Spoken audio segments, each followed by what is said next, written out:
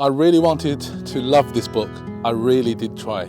Hello everyone, welcome to Harry's Book Cafe. Today we are diving into The Midnight Train by Matt Haig on this rather really hot day. Now before we get off the rail, I just want to tell you that I have an affiliated link in the description down below for this book. So if you want to grab the book and read for yourself, then please use that link. It doesn't cost you extra, but it really does help a small channel like mine to grow. If you have been here long enough, you know affiliated links does not alter my thought about this book one jot whatsoever. So what I'm about to say represents my opinion and my opinion only. And to be completely honest with you, this book really frustrates me. The Midnight Train is one of 2026 most exciting releases. I loved The Midnight Library. It was a masterclass in exploring the ruthless existential dread. Nora Seed was the protagonist that you genuinely rooted for because her pain feels so raw and real. But The Midnight Train, it just didn't really catch the magic,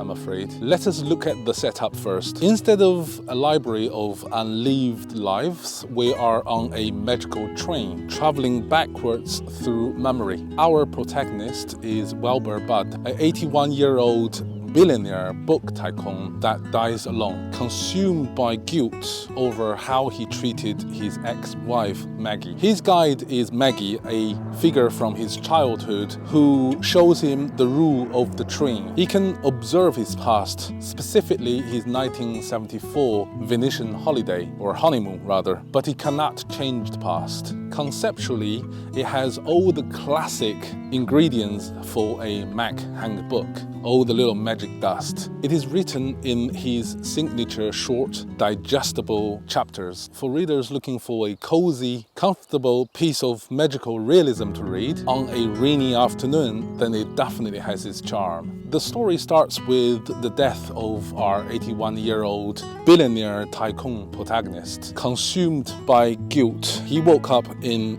the midnight train guided by Agnes. Now Matt Haig does give Wilbur a very sympathetic, dark childhood to explain his obsession on making money. He survives a genuinely harsh childhood, deeply fractured by the sudden death of his brother. The loss completely destroyed and derailed him, planting an intense fear for vulnerability. Combine that with a mother who is intensely annoying and unbelievably selfish, constantly projecting her own demands and baggage onto Wilbur. And therefore it's not hard to understand why Wilbur locked his heart away. He channels all his energy into building a corporate empire as a shield against the outside world. But here is where the character study falls apart for me. Despite this heavy backstory, the characters still feel incredibly two-dimensional. They feel less like human beings, but more like the vessels for the pre-packaged life lecture. Wilbur, for instance, feels less like a real human being, but more like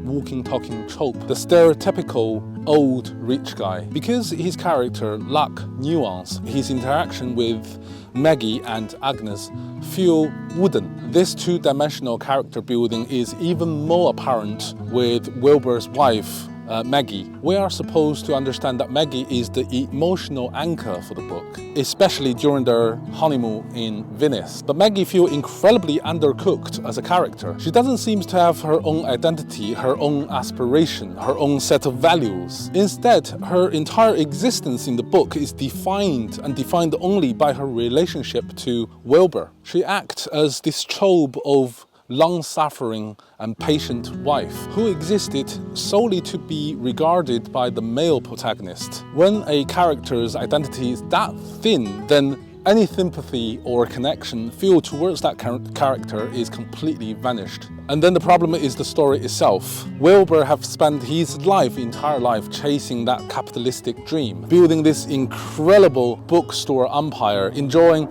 the prestige, the luxury coming along with that success. And then the moment he dies, he decided, you know what, he regrets everything he has achieved in his life and wants a do-over. As a reader, watch this billionaire get to the reward of his choices, and then use the magic train to bypass those emotional consequences of his choices felt incredibly annoying. It is the ultimate narrative of someone having the cake and eating it too, because there's no real consequences for his change of mind, no real sacrifices or any friction during his journey, so his ultimate transformation felt unearned. Because of this, many people actually compare The Midnight Train with A Christmas Carol, and you can definitely see similarities. However, Midnight Train definitely does not have the magic of Dickens. Look, the book is still very well written. Matt Haig's prose, as always, is beautifully done. If you want a cozy book to read during a rainy night, then this is definitely the book for you. However, if you're looking for more deeper human connections, then this book will feel a little bit superficial for you. That's the end of this review, guys. I hope you have enjoyed it. The link is in the description down below. If you are going to read this book, then please use that one. It costs you no extra, but it really does help a small channel like mine to grow. Now, if you liked it, please share it with your friends and give it a thumb up and subscribe to the channel. Until next time, cheerio.